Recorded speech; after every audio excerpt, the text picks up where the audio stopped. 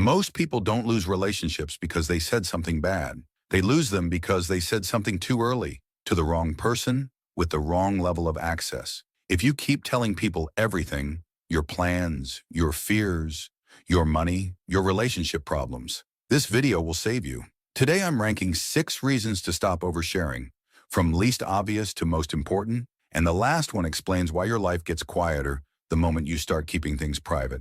Quick, if you want practical psychology that helps you decode people and protect your peace, subscribe to Quiz Catalyst. Let's go. Before the list, remember this rule. Privacy isn't secrecy. Privacy is boundaries. You're not hiding. You're choosing the right audience. Use this 3-filter test before you share anything. Trust, timing, purpose. Do they protect your info?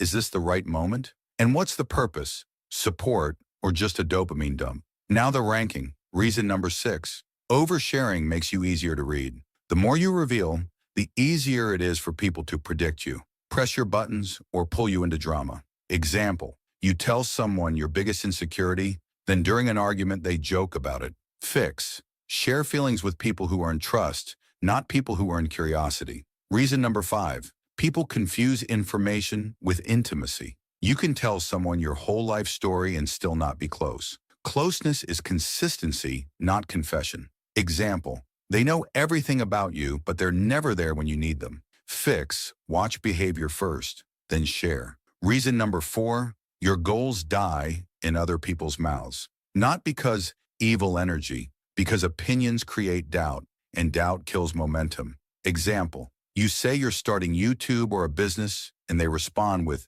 be realistic. Now you're defending your dream instead of building it. Fix. Keep plans quiet until there are results. Let progress speak. Reason number 3, oversharing invites advice you didn't ask for. Some people don't listen. They diagnose. They turn your problem into a lecture, and you leave feeling smaller. Fix. Say this line. I'm not asking for advice. I'm just sharing. If they can't respect that, they're not your person. Reason number 2, not everyone deserves the real you. Some people collect details like trophies. They repeat them, twist them, or use them to look important. This isn't paranoia, it's pattern recognition. Fix. Use the slow reveal rule.